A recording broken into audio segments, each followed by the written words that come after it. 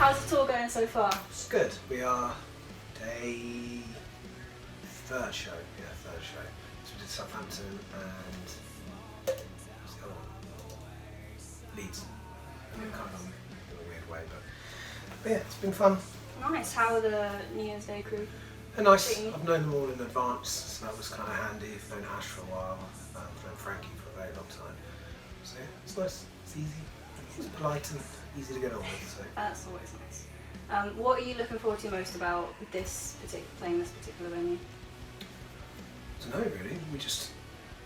My whole band played here a lot, so I'm just used to Islington Academy. And my friend Gary runs the sound, so he used to be my old band's tour manager. So it's nice to see him again. So yeah, he was like, "Holy shit, you doing that show? I'm going to be there." So it's nice to get to see all my friends and stuff that are coming. So it's always nice playing in London. It's my home.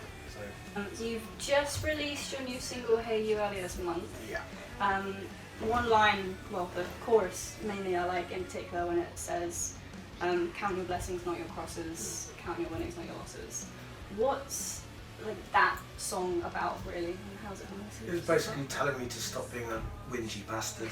Like telling myself the verses are very like whiny and moany and me getting sick and loads of stuff, and then it's like I don't know.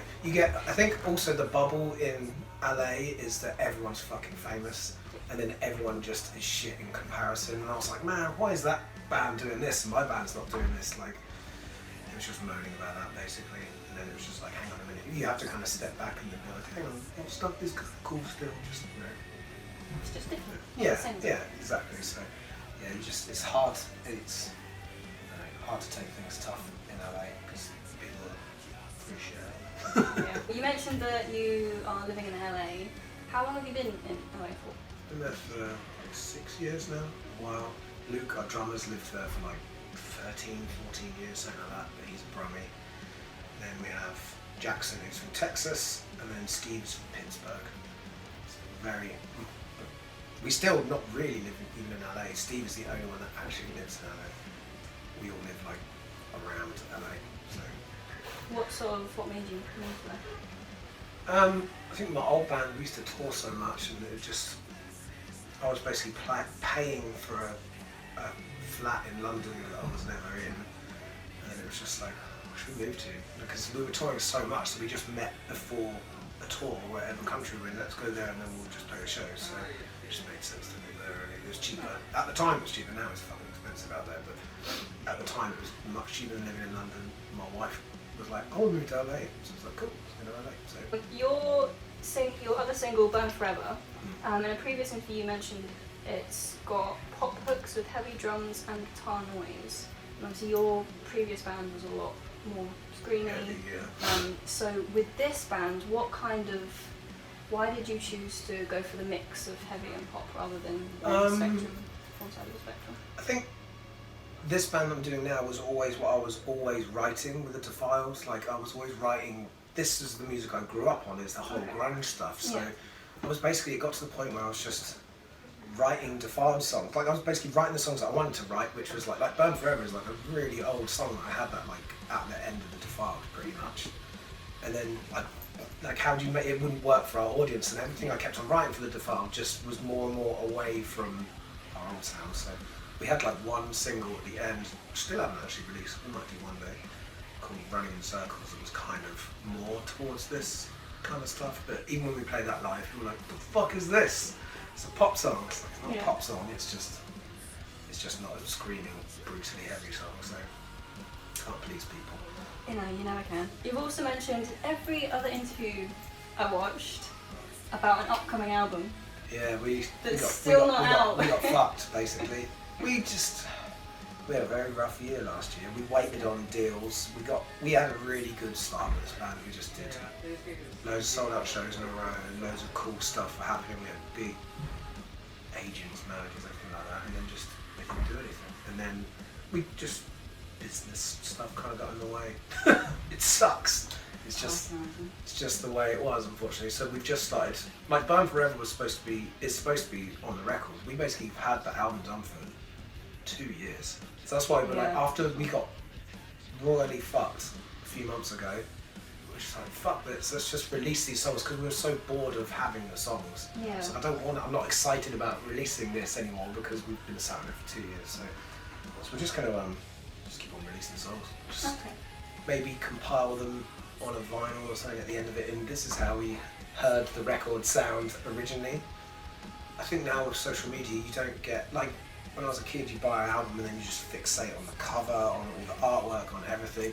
That doesn't happen anymore. Kids don't really give a shit. They have such a quick, here's the song, and then 3 weeks later they're like, oh, I forgot about that song, do you know what I mean? So I think by just releasing singles you get like more hits at it, do you know what I mean? Rather than if you release an album, you build up to it for like 8 months, you build it up, and then once it's out, that's it. You've got nothing else to push, do you know what I mean? So yeah. But I do miss having a fucking album today. Here's our album that we've fucking slaved over and made a nice running order and songs running into each other. Yeah, exactly. It's like more creativity that goes into it. Yeah. You've recently done Made Avail BBC Sounds. And so you all mentioned that it was such a milestone in your career. Yeah. What's the next milestone? No, I think I've got to the point where I just need to play music. I don't have major crazy expectations anymore. I used to just chase shit with my old band of like, we have to do this, and then, I don't know, I'm not setting myself up anymore. I'm just, whatever happens. And as soon as I've changed my mindset on that, now cool stuff is coming back again. I'm just like, okay, this is much nicer. Just let whatever happen. That makes me sound like a total fucking hippie, but yeah, whatever happens will happen. But actually, Japan is the only one, it's the only place where my old band never really went.